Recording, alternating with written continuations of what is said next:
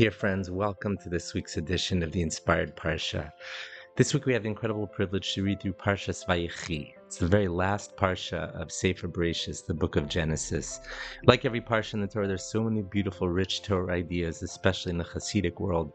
But I just want to focus on one pasuk, one verse.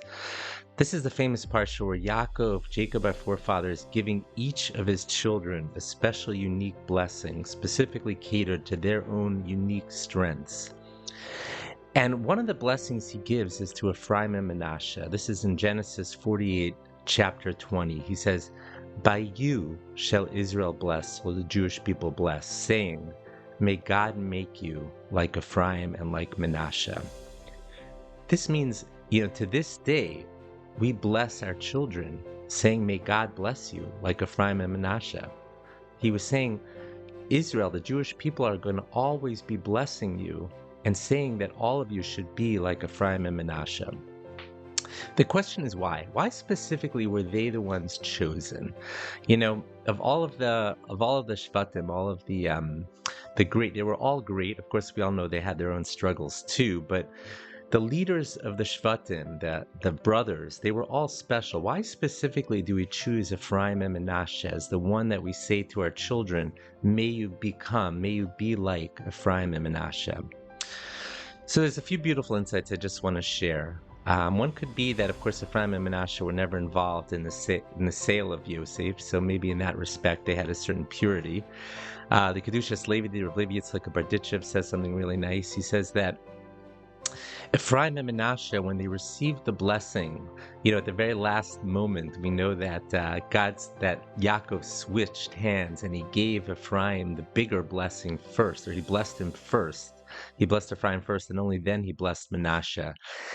And one lesson that the Kedushas Levi, or Levi Yitzchak Barditchev, says we could learn from that is that Ephraim did not become haughty when he received the blessing first. He still just stayed the same, meaning he was humble enough to say, okay, God, he chose to bless me first. And Manasseh did not become jealous in any way that Ephraim was blessed first.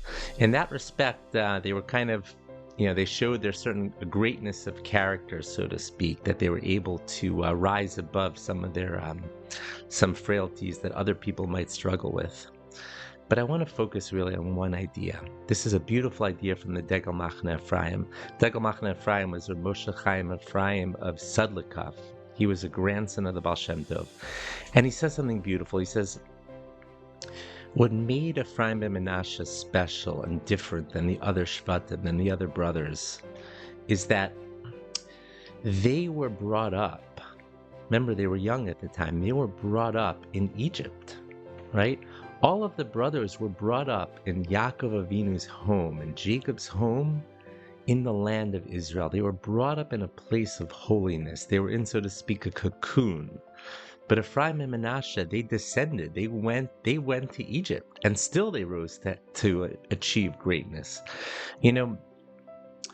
Real growth, real spiritual growth comes when you go out of your cocoon, so to speak, and you go into a place of struggles, a place of difficulties, and you're able to rise above that.